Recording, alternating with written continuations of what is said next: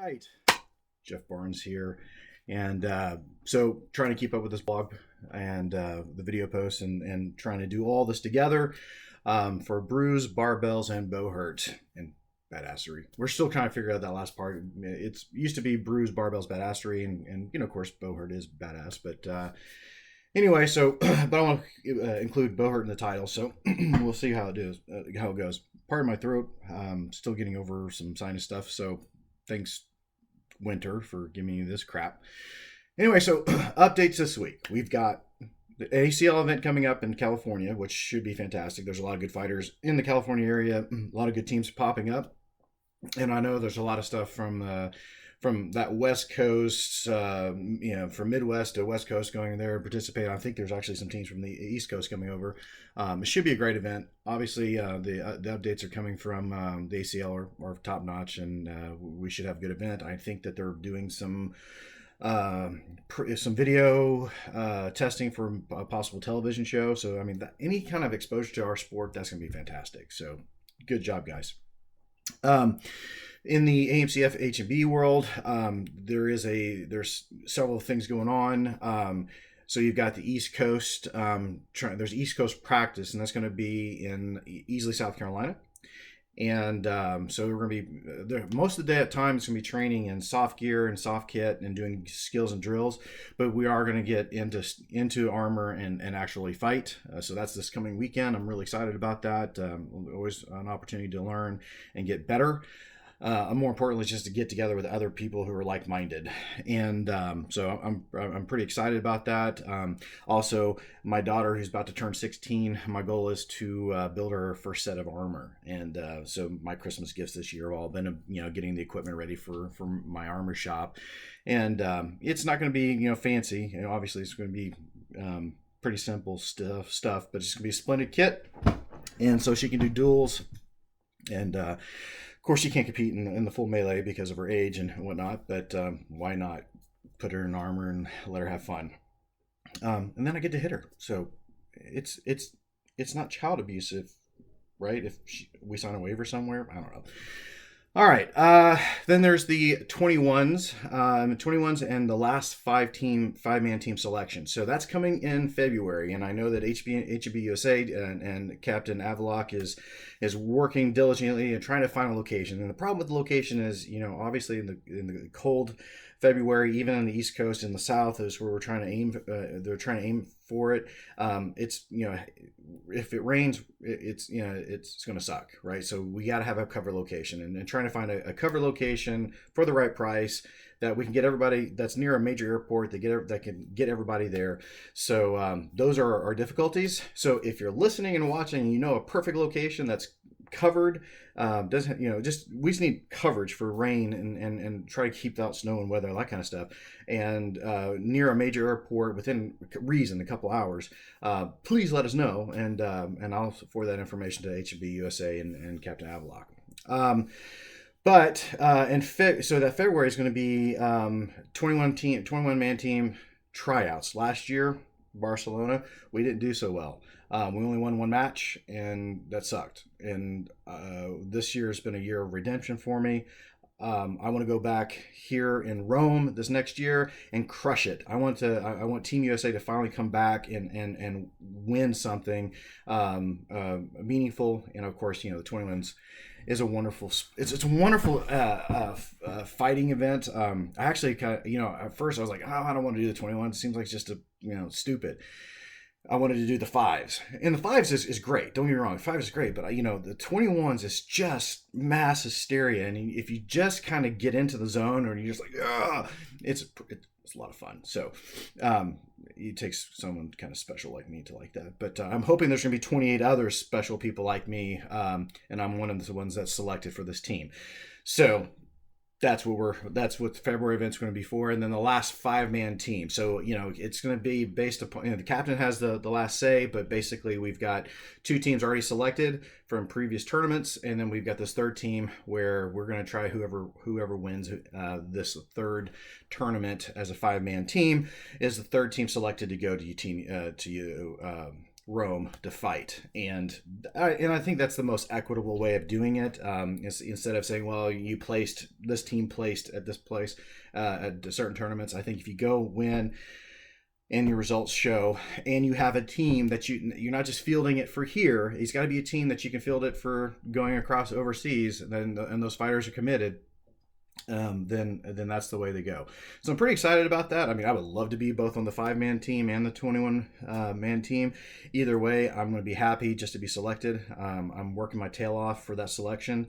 I want to meet, I want to meet the standard and exceed the standard. So that's why I'm evolving myself constantly, daily, every day to sit there, because the Russians ain't resting.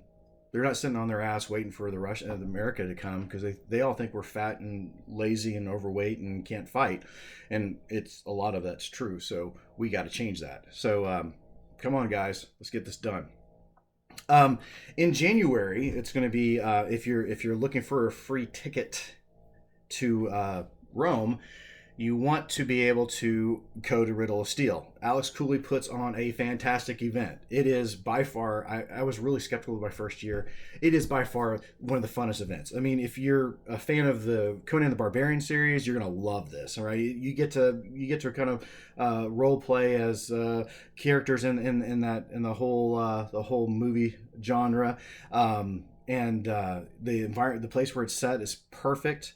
The different events that we do are fantastic, and I know that this year's going to be some more events, and so it is a point-based system, and I know that they're going to have different things going on, but there's still going to be the Conan tournament. So who's going to be the new Conan is going to be exciting, right? I would love to be the Conan. There's a couple events that work against me. One is the running of the wolves, and if that event happens, I'm screwed. I'm going to be eaten, because there are some really fast suckers on our that come to this event, and you have to sprint to go get a sword, and then you have to outrun the wolves, and then you have to kill them before they kill you. And it's a fantastic event, and yeah, it's Fat Boy's got to run. So we're going to see how I do, and I'm excited about that. And then there's the actual tournament, which you're actually fighting in a pit. I mean, there is nothing more fun than kind of feel like you're in the gladiator mode where 2-man enter, 1-man leave, right? It is badass. That's all I got to say. And they use rattan and padded weapons, and I'm telling you, you still get to go full throttle. I was punching Ivan last year in the face with my gauntlets, and he was just taking it, and it was just so much fun. You gotta go. So if you haven't picked that out, set aside on your schedule the long weekend to go to Riddle of Steel. There's the festivities all alone are great. I mean, if you get there early enough, there's a boar hunt. There's just so many things that they do that make the event such worthwhile to go to, and it's such a lot of fun. So you can camp on site for cheap. I mean, you can't do this better, right? That's the thing. And so it is an EMP event. But there's also going to be steel fighting. That's right. So if you want to get into fighting armored combat, then we're going to have a duels tournament, and the winner of those duels, it has to be. Now there is a qualifier for this. It has to be 8 entrants per dual category. So 8 sword buckler, sword and shield, and polearm, and longsword. There have to be 8 entrants into that in order for a person to fight. And so they have to 8 entrants per event in order for the winner to get a free ticket to go to Rome. So this is a huge incentive for me to go and fight in the duels tournament, because if I win, let's say if I win, I get a free ticket, right? Hell yeah, I'm definitely going down. Whether I win or lose, I'm going to go fight for it. Why not? So, I mean, if you're looking to save some money for traveling for Battle of the Nations next year, this is the way to do it. So, what are some other updates? For myself, my training updates, I am down 58.4 pounds as of last weekend. I haven't weighed myself. I only weigh myself on the weekends, usually on a Sunday. which basically follows this. I work out really hard and my body's repairing itself. So what I do is I take I'll work out. I've worked out this whole week. I'll work out tomorrow, and then 2 days after that. So I'll wait for a full cycle of a day, and then the morning to weigh myself so I can get rid of extra water that I would hold for tearing a muscle. So yeah, so I would wait that 2 days. So it'll be Sunday, probably Sunday morning, that I'll weigh myself and go from there. It might be Monday morning, just depends on what day I decide to quit working out and take a couple days of rest, at least one day of rest, so that my body can go through that process. But that is, I mean, my steady curve of me losing weight. And of course, my keeping most of my strength. Now, my top numbers and my top squat and deadlifts are just crap. I mean, it's nowhere near my 1 rep max, but I'm doing solid. You know, there's still solid numbers, something to be proud of, and I'm happy with my progress. The weight loss, my endurance, everything that I've been aiming for has been there. So I mean, my strength and my upper body is maintained. My bench has gone down just a hair, but losing 60 pounds and still be able to bench 365, I'll take that all day long. Now in March I did 405 for one, and my goal was to, I was going for the 500-pound bench, and I should, if I was kept that regimen, I would get there. But my goal right now is just slim down, mobility, agility, speed, and power. And that's what my training program is doing. And it's given to me. I'm very happy. That's all I got to say. And so weight loss, continue to do what I want to do. My performance is going up. My endurance is through the roof. The fact that today, a good example of being able to run a mile and then be able to go right from running to jump rope, right? I know my heart rate's up, but I can just keep going, right? That's the thing, which also tells me that I could have ran faster, right? And I didn't. But it is what it is. You're testing yourself. It as much as mental test, endurance, this type of endurance and intensity. It's much as building grit as it is about anything else. Understanding that, my body, it hurts, it sucks, this event sucks, I'm breathing hard, whatever that is. Can I continue? That is something that, that's the question, right? And that's what you keep pushing yourself for. And that's when we get in the list. Yes, you're sucking wind, you're hitting, your muscles are aching, and can you continue? And this keeps telling me that yes, I can. Yes, I can. Yes, this sucks, but can I continue? Absolutely. So I'm pretty excited about that. The other thing is, hold on one second. The other thing is kind of the topic of this week that I really wanted to talk to everyone about, and as a part of my blog post, is that it is one thing to come into the sport and I want to put the armor on. I want to go hit people. I want to be a knight. Now, being a knight is really cool. I knew nothing about being a knight and what it was to be a knight. All I saw was wearing armor and hitting people, and that got me excited. But the whole concept of deeds of arms and being a knight and some of the values that they had, and some are good, some are bad, just depends on how you look at it. How do I live up to that standard, right? And it's challenging me to be a better person personally. As I'm growing and becoming a better person, a better fighter, and embracing this lifestyle. It's making me a better person because I'm challenging myself. I'm giving more graciously. It's just, there's some great things that you can take away. You pick what you want from it, take away from it what you will. It's quite positive from my perspective. But you can't just, that's not enough, right? There's a lot of guys I'm seeing that, it's, you get together and you might practice once a week with foam weapons, and you might get together and fight and steal, and that's all good. That is all good. I mean, if you're training at least once a week as a group, doing some group training, you're above a lot of folks, right, who are getting into the sport. Um, but it shouldn't end there. That shouldn't be the the total amount of working you're doing for yourself. There's a lot of development that you have to take. It's not that I'm calling people who just do it once a week LARPing. It's not. That's not it. I mean, you become this fighter that you want. It is taking yourself to that next level of accountability, right? If this is getting into this sport, the first evolution is just, getting with a group and trying to train. The second evolution, of course, is getting yourself in armor and then start training in armor. The third evolution is taking yourself seriously as a fighter and becoming an athlete. And so that's really kind of the topic I wanted to get into is becoming an athlete. And everyone, if you take this sport seriously, can be an athlete. It doesn't matter where you're at in your physical conditioning starting today.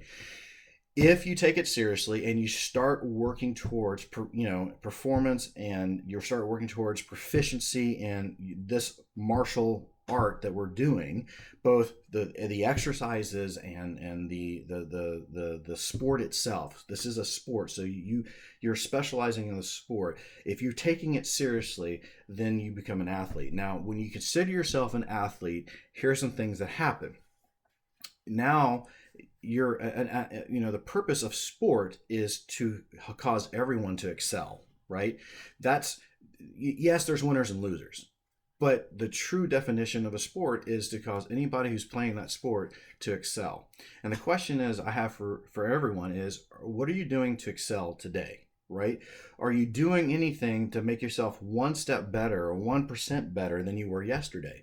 Whether it's pushing yourself harder in the gym, whether it's getting out there in your garage or in your backyard or wherever you train, and doing Pell work. If your conditioning sucks, some of you guys I'm about to turn 42, so my conditioning is everything. I have plenty of strength, but my conditioning, mobility, and explosiveness needs to improve, right? Because I've got 20 somethings that I'm training with and fighting with, and my local crew that are keeping up with me because they don't have this excess baggage that they're carrying around, for one, but two, they're young and spry, and they have the conditioning from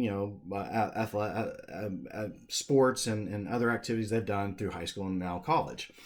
So the thing is that taking yourself seriously, becoming an athlete, and challenge yourself to excel, then focusing on your weaknesses.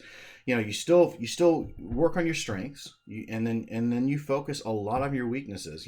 For me, it's mobility, because of all the years I did strongman and powerlifting.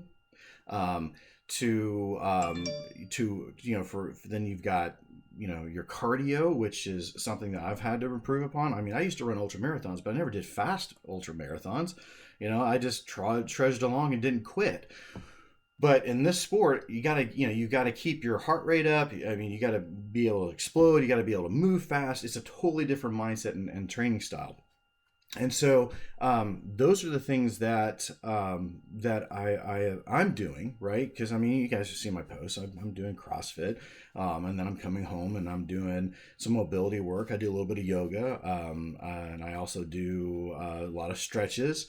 And then in the evenings, I'm getting my swords out and I'm hitting the Pell and I'm practicing, making sure my strikes are there. I'm improving myself each and every day as I possibly can, and that's what the challenge I have for everyone here, especially here in the United States, is that you guys are all athletes. You see the great fighters in our sport. What are they doing? You look at the Knights Hall, right? They are doing a lot of training. They're even doing, they have a night fit program, they have a strength program, and they have the skill and drill program. They've got it locked in on building a core set of good fighters, and bringing good fighters. You go and see what they brought out to New World Cup. You see what the level of fighters they're bringing. They're bringing they're good fighters. You look at the West Coast. You look at what the West Coast is doing. Two things I've saw that greatly impressed me. Order Draconis is taking themselves seriously. I haven't seen a lot from Ursus. I know Ursus is still a bunch of badasses, but Order Draconis, they're putting in the work. They're putting in the time. They are training and they're working together. I can see it. You can see it in their posts. You see, of course, you've got the Iron Phoenix, who are always getting together and training. They train in a CrossFit gym. They've got some great coaches. They've got a lot of active people and people interested in keeping them going. And they're young. They're not holding back. There are a lot of young fighters there. All those things, they're all doing fitness. They're all doing drills and skills and strength. They're all putting all those things together to make themselves competent fighters. And so there's nothing special. There's no special sauce in this whole sport. It is, you have to be an athlete first. I will tell you this, from years of being a martial artist, and I mean, I 1995 heavyweight kickboxing champion in a small little circuit, nothing big or anything like that, but a heavyweight kickboxing champion. And first year, I beat a guy. He was a second degree black belt out of Cincinnati, Ohio. 32 seconds in the second round, knocked him out. And that was just because I've been fighting my whole life. I didn't have the conditioning. I just won because I knew how to strike. Had that fight gone any longer, I would have lost, probably on points. If I didn't knock him out, he was gonna get the points and beat me. Good thing I knocked him out. I knocked him out 3 times. I knocked him down 3 times, and the third time he was out. But that was just because I had strength and power and skill. The second time I defended my title, the second year, I lost. Fought a guy much taller than me. That time I was in much better shape. I mean, I was running and doing lots of sprints and lots of running. I was actually doing some personal training at the time, and through college, and I still lost. Got knocked out.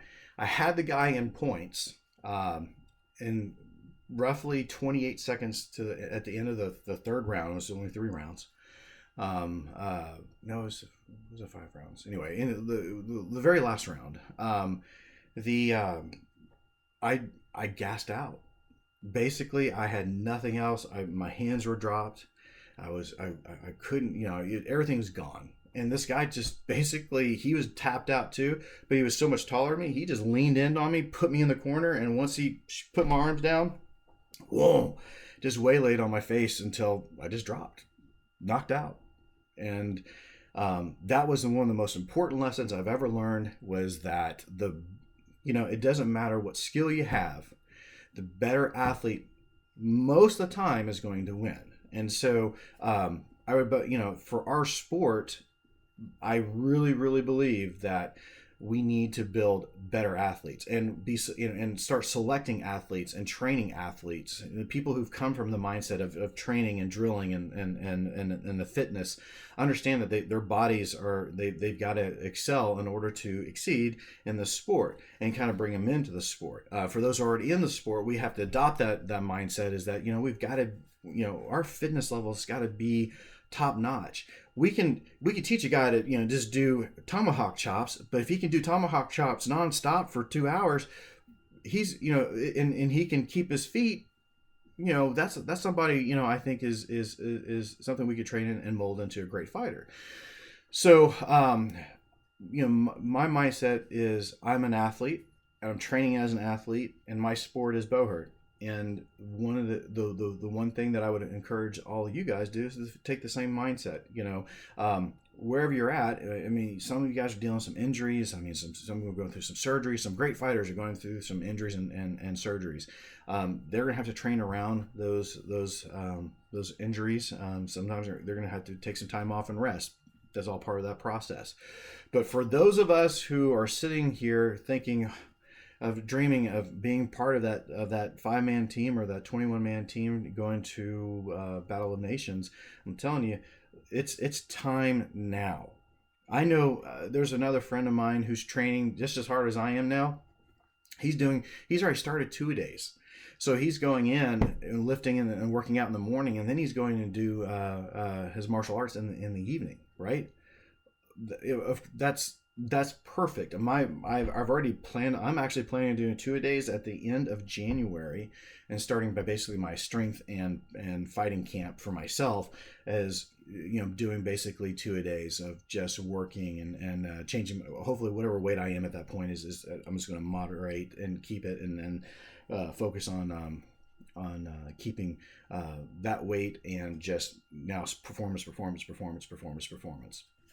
And so that whole goal at that point is to be the best version of myself, to be on the field, the best version of myself to present to the team captain, so that if he evaluates me, hopefully I meet the mark, and I get selected. I want that.